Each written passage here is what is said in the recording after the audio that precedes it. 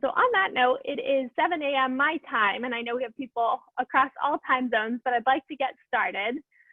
So I'll introduce myself. My name is Allie. I am a doctor of physical therapy, as well as a nationally certified Pilates instructor. I've been practicing in Boston for the last 5 years. I recently opened my own practice, and I've had the lucky opportunity to teach here with the Community Online Academy for the past 12 weeks. So welcome back if this is maybe a second, third, fourth time joining in on one of my classes, and welcome if it's your first time. Today's program is on back pain. So we have the 30-minute class. It is mostly a movement-based class. So we're going to be doing some stretching, some strengthening. We're going to talk a little bit about sort of how to stand and how to best move your body in the standing position to protect your back. And then, like I said, I always leave time for Q&A at the end. So if at any point during this class you have a question, go ahead and write it to me in the chat. And that way I'll read through all the questions at the end, and we'll take some time to answer those. So questions about back pain or the class itself, feel free to ask. And then one thing I always like to highlight before we get started is that this class is designed for you and your body. But that being said, your body is different than mine, it's different than your neighbors, and you know your body best. So I offer a lot of modifications. I also offer some challenges. So please take what feels right for your body. And if something is too much or it doesn't feel good for your back, hold off or modify a little bit. It's okay to do that. And that's how you will get the most out of this class, is by listening to your body. So with that being said, we're going to start lying down on our backs. And if you know when you lie down on your backs that you like to have a pillow, go ahead and grab so, and you can have a pillow behind your head. So just find yourself in a comfortable position. All right. And good morning to everybody who's just signing on. Hi there, Robbie. Hi, Jamie. Okay. So we're just finding a comfortable position down on the mat. I'm going to actually join you guys back here on the mat now. And you can lie down, choosing to have your legs extended or knees bent, feet flat on the mat, whatever is comfortable for you here. Resting your head all the way down and just letting your body relax back. So maybe this is early in your day for you, maybe this is partway through your workday, but no matter what time it is for your body, let it rest down, let it let go of any stress or tension from the day. One of the themes of our back pain class today is breath, and we're going to talk a lot about how changing our breath patterns can help both support our spine but relax muscles around our spine. And we're going to talk about a very specific breath pattern that you can use to help protect your spine during movement. So as you lie here on the mat, I just want you to notice your breath. See if you can visualize where your breath is going. So maybe up high in your shoulders, maybe it's down low in your belly, or even wide out to the side in your rib cage. And just notice it. There's really no right or wrong. But as you relax here on the mat, get in touch with how your breathing feels. So I'm going to join you guys down on the mat here. And if your legs are all the way extended, go ahead and bend both of your knees to place your feet flat on the mat. Take your hands to the front of your rib cage and your stomach, so you can sort of feel your trunk. And we're going to start to practice a relatively specific breathing pattern. So I'd like you guys to try taking a breath, inhaling in through your nose. And when you exhale, blow out through your mouth as though you're blowing out a birthday candle. Inhale in through your nose. And then again, through pursed lips, exhale out through your mouth as though you're blowing out through a straw. That's another analogy I always like to imagine here. And as you notice this breath pattern in through your nose and a little bit of that forced exhalation out through your mouth, I want you to notice if you feel movement underneath your hands, so around your rib cage and around your stomach. And I think that as you start to increase and get more comfortable with this breath pattern, you'll start to feel maybe some muscles around your spine in your abdominals start to kick on. And part of the reason is that some of our muscles that support our spine also support our breathing. And so just by changing our breath patterns like this, you've already done something positive to support your spine. So try 2 more breaths like that. Big inhale in through the nose and exhaling out through the mouth. And last breath like that, big inhale in through the nose and exhaling out through the mouth. We're going to tie that in now with a little bit of movement. So the movement is a pelvic tilt. So you're closing the space under your low back and then opening that space. So very gently starting to rock your pelvis.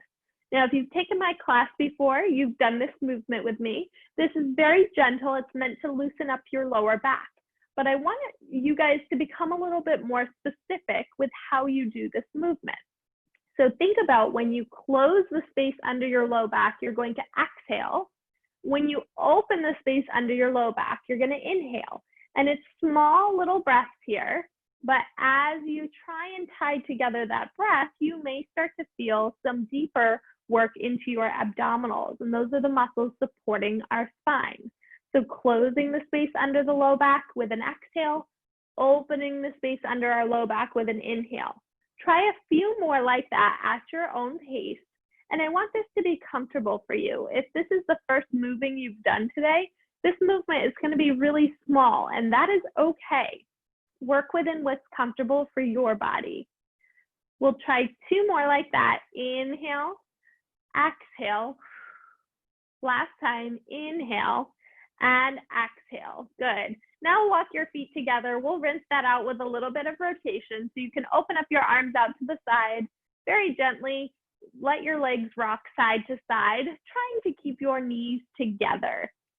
And it's okay for your hips to lift here. You're only going as far as you can with your legs without any soreness or tenderness into your low back. So very gently, just side to side. Excellent. And like I said, it's okay for your hips to lift here, but I do want you to try and keep your shoulders down. And that's what will help isolate this rotation movement into our lower back. And we're going to talk about rotation in a little bit. So we'll go ahead and try 2 or 3 more just like this. And then we'll settle somewhere right in the middle. From here, we're going to separate the feet about hip distance apart, and then make sure that your heels are close enough to your bottom that you can touch them with your fingertips. We're going to prepare for a bridging exercise, which is a strengthening exercise for our glutes, our hip muscles. They do a big support for our spine when we squat and when we bend over, especially when we lift things. So we're going to practice our bridge like we do in most of my classes, but we're going to practice specifically with our breathing today. So when you guys are ready, arms down by your side, lift your hips up into a bridge. And in this position, like I said, it's an exercise for your glutes, your butt muscles.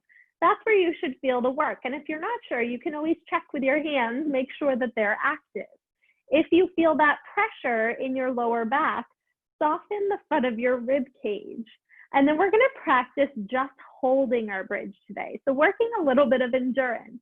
And while we hold this bridge position, I want you guys to try that breath pattern. Inhaling in through your nose and exhaling like you're blowing out birthday candles. And it doesn't have to be 100 birthday candles. It could be 1 or 2, but using a little bit of that pointed breath, pursed lips, like I put a straw in your mouth and you have to breathe through that straw the whole time while we hold this bridge position. And again, I want you to notice sort of how that changes the feeling here. We're going to hold for about 10 more seconds. If you need to take a break at any time, please don't hesitate to do so. We hold for 4, 3, 2, and 1. Go ahead, drop the hips down, take a quick rest.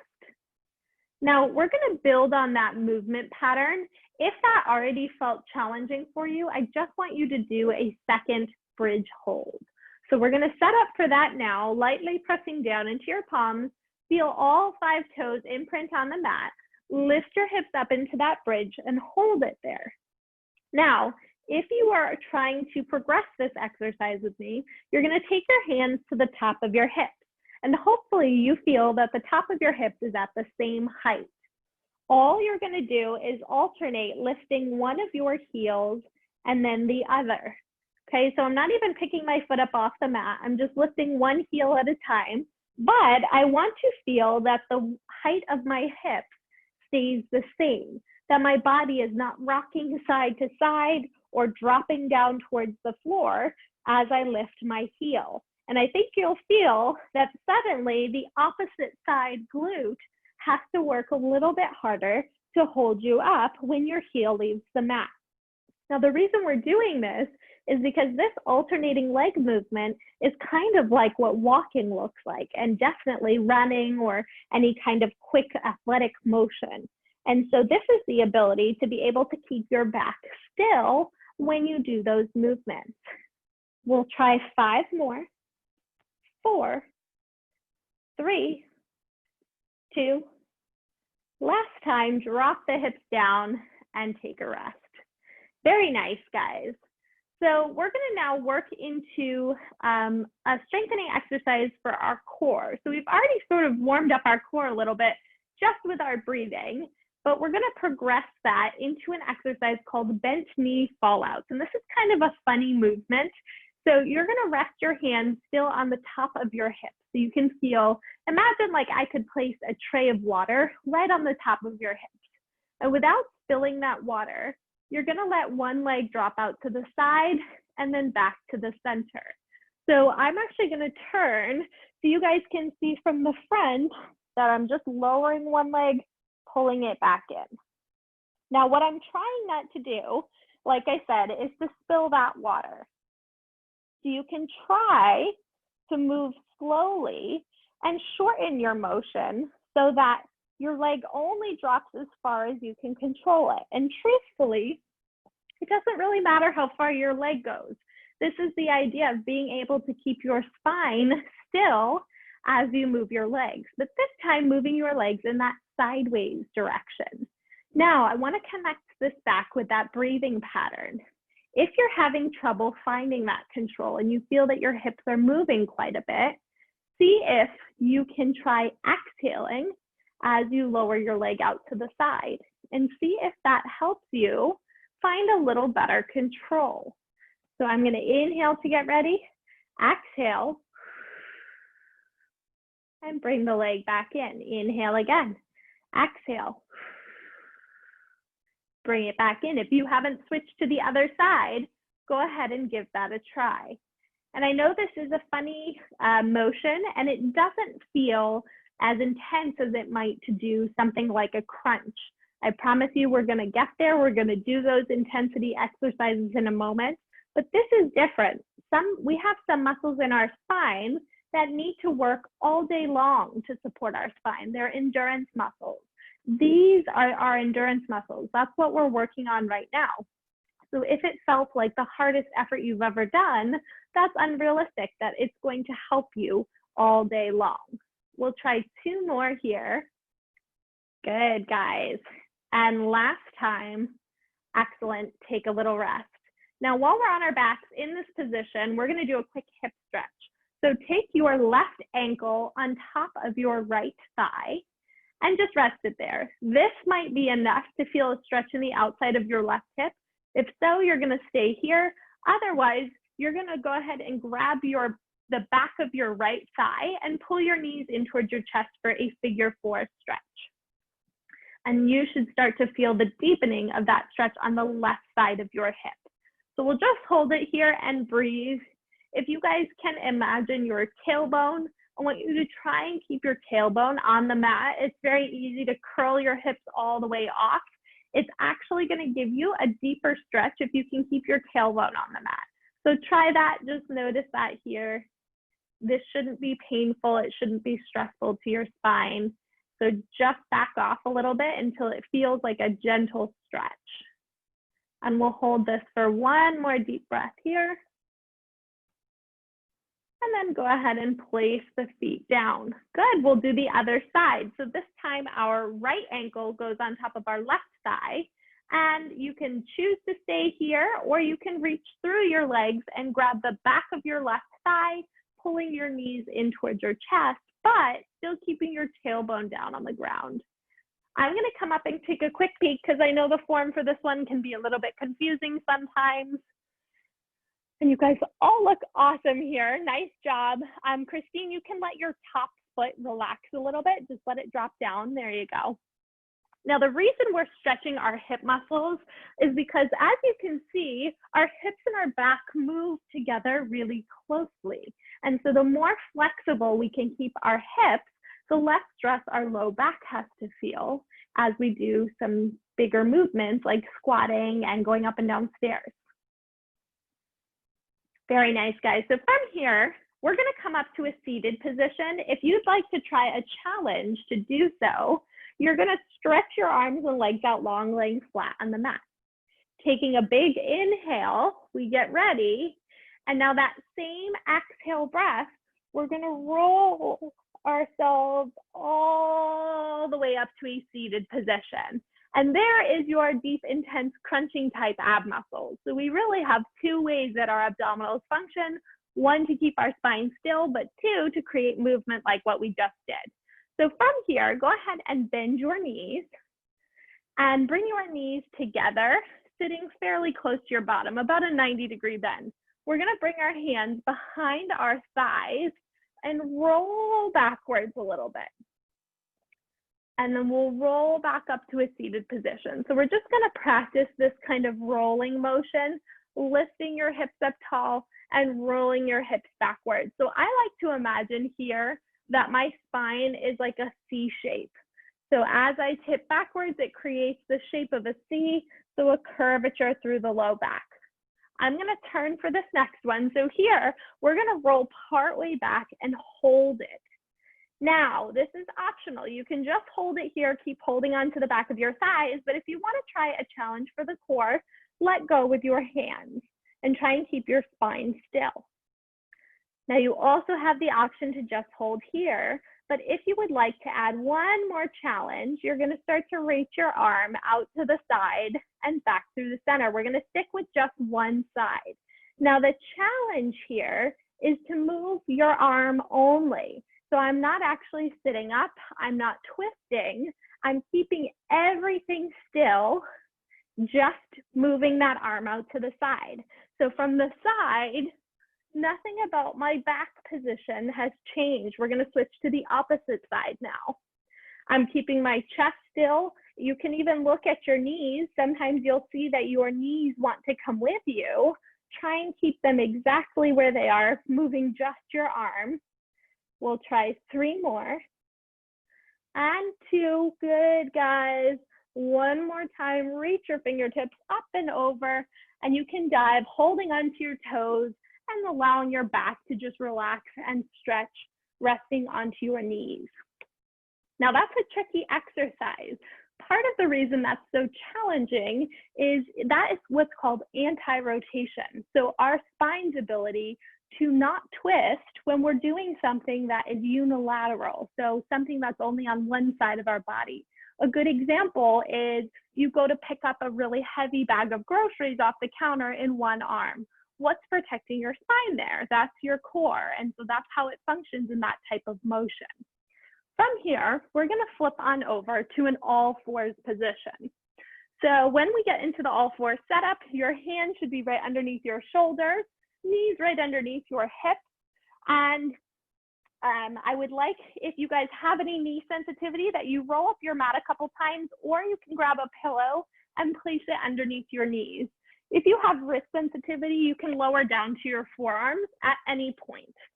So from here, we're going to go ahead and allow our spine to move through its comfortable range of motion with a cat-cow type motion.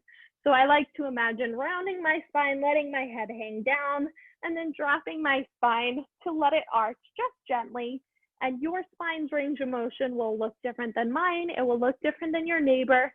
Just work within what's comfortable for your body.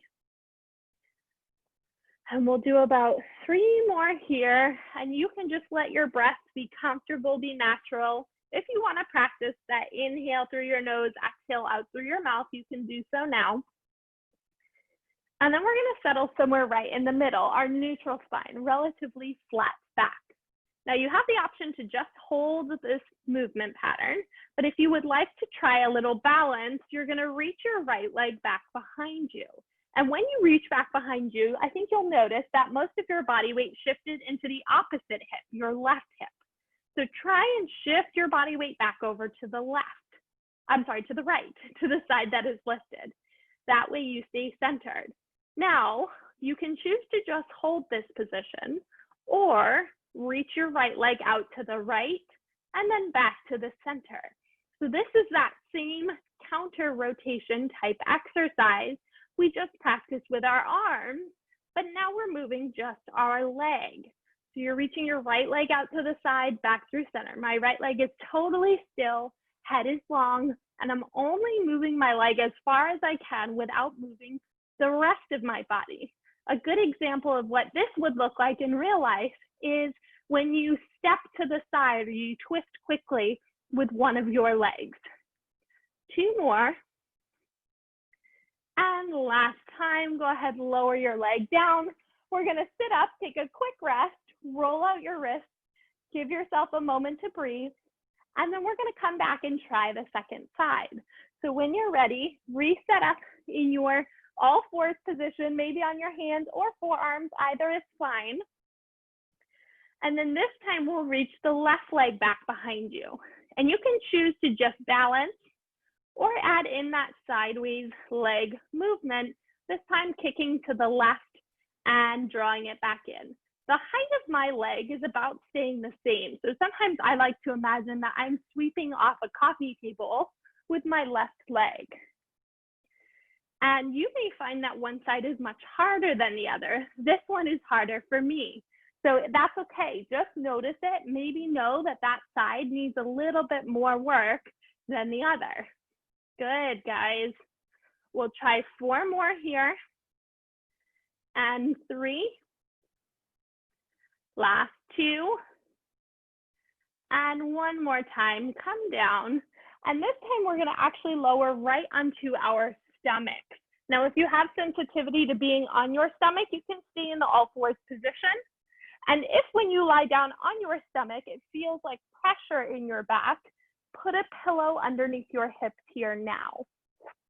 So we're gonna rest with our hands underneath our shoulders and start to work our back into some extensions. So we're gonna slowly start to press and lift our spine up, maybe starting with just the upper back.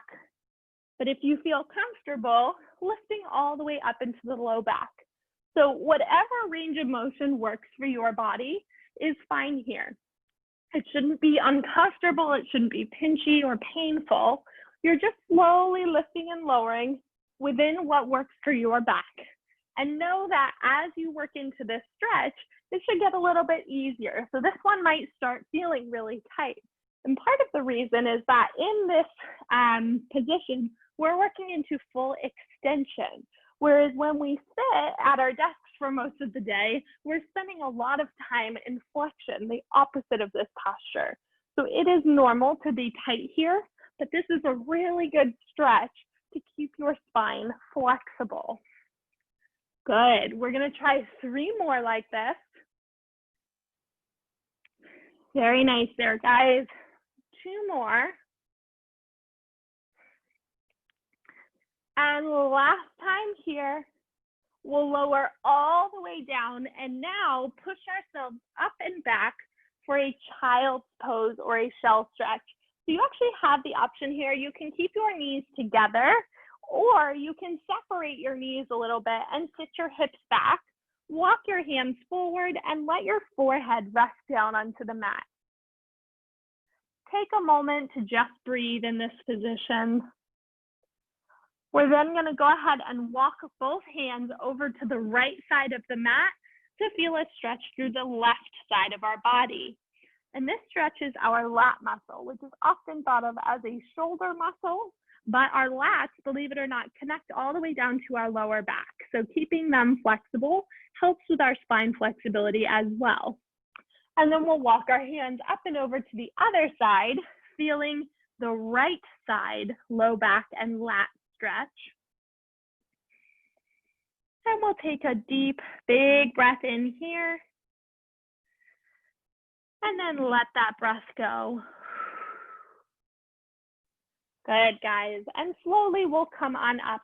We're actually going to come right up into standing when you guys are ready. And I'm just going to quickly adjust my camera here so that you guys have a better view of me standing. Okay, so we've talked a lot about sort of posture and breathing and how can we best support our spine with our core. And so I like to talk a little bit about ergonomics every week. And what I like to talk about today is how to stand.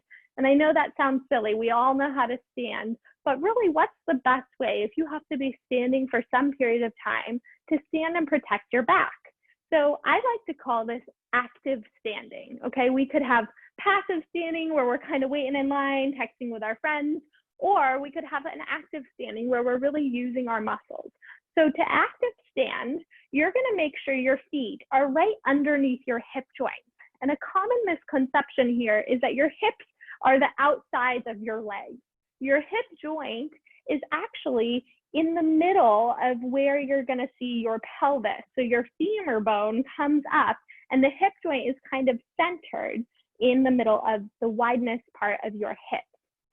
So center your feet, it's often narrower than you think, right underneath your hip joint. From the side, what you're looking for is that bony part of the outside of your hips to be right over your ankles. So go ahead and rock forward and backwards so you feel your hips behind your ankles, you feel your hips in front of your ankles, and then try and settle in that middle position so your hips are right over your ankles. Our next step is to find our shoulders over our hips. So you can lean your shoulders backwards, you can lean your shoulders forward.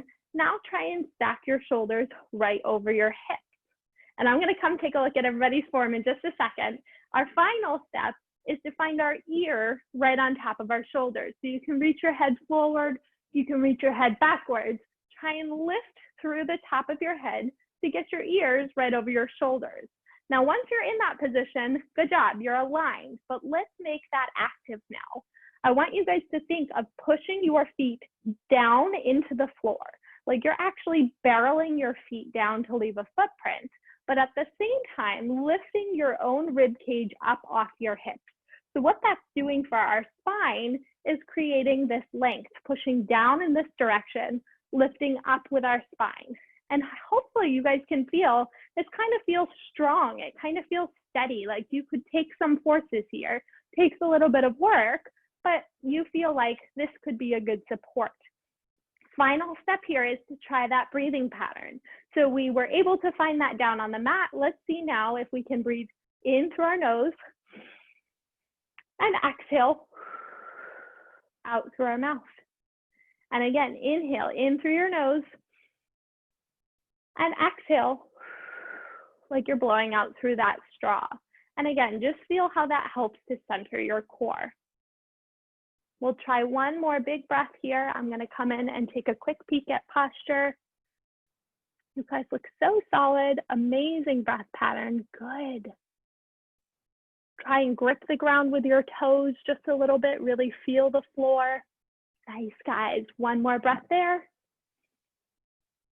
And we'll take a little rest. Awesome, awesome work. So guys, what I hope you take from this practice with active standing, I know it's silly, it's probably not an exercise you would do every day, but I hope throughout your day when you have to stand for some time, maybe you're standing in line, I know we're all waiting in line these days to go into stores and things like that, maybe you're even using a standing desk. I want you to try and find and feel this active standing and feel how strong and supported it can be relative to just kind of passively hanging in your joints. So with that being said, I know we're approaching the end of our class time. I'd love to answer any questions that you guys have. Questions about back pain or about this class. Because you guys are such a nice small group for our 5-star class, if you would like to unmute yourself and go ahead and talk, you can do so. You are also more than welcome to go ahead and write into the chat any questions that you have. And one that I will answer right off the bat that I get a lot is whether or not this class is recorded. If you want to go back and watch this class again, the answer is yes. And it will be posted on the Video Hub on the Parks at Work website by the end of the day tomorrow. And if you want to go back and watch any of our other back pain classes, they will be posted. They're all posted there already. So you can even go back today and look back on prior weeks. So I hope you guys enjoyed this program. It's great to see many of you repeat members as well, coming back week after week. So like I said, I'm happy to answer any questions. You can raise your hand or write it into the chat.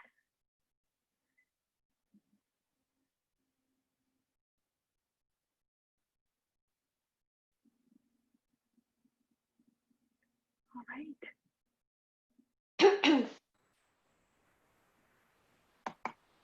Christine, go ahead. When we're doing the active standing, what are our knees supposed to be doing? That's a good question. You can do active standing really in any amount of knee bending. I recommend having a soft bend in the knees. So I'll show you quickly here. I have a lot of hyper extension in my knees. So if I were to lock out my knees, they point backwards. That can be a little bit harsh for our joints. So just keeping a soft bend in the knees would be the easiest position, but you could actually do your active standing in a squat too. So that's something we didn't talk too much about today, but having a soft bend in your knees would be sort of that neutral position. Thank you. Good question. All right. Any other questions, guys?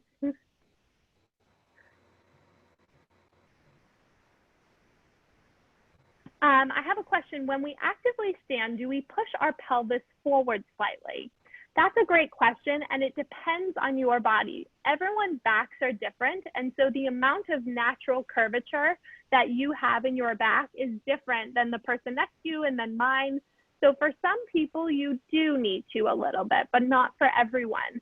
So that's why I give those bony landmarks of trying to line up the bony part of your hip over your ankle. For some people to do that, you need to change the orientation of your pelvis a little bit. For some people, you really don't. And I think if you're wondering and you're not really sure, next time you're by a mirror, go stand in front of the mirror and really look and see, because your body, you know, everyone's alignment varies so much that when you really go back to the basics and just find those bony points, you might find you need to adjust a couple things in a different way than the way I cued it today. But I can guarantee that if you line up those big bony landmarks, it will be the best alignment for your body. Thank you. Oh, you're welcome. Awesome. I'm glad some of you guys are finding the previous back pain classes. I have another question. Can kids do these stretches? Absolutely. Kids in general tend to be much more flexible because they are growing and their joints are at more capacity to stretch than ours. So they often don't need as much stretching. Now that changes, especially as they start to grow and go through puberty. They may need stretching more than ever because their bones are growing faster than their muscles. But yes, these are appropriate for kids, absolutely.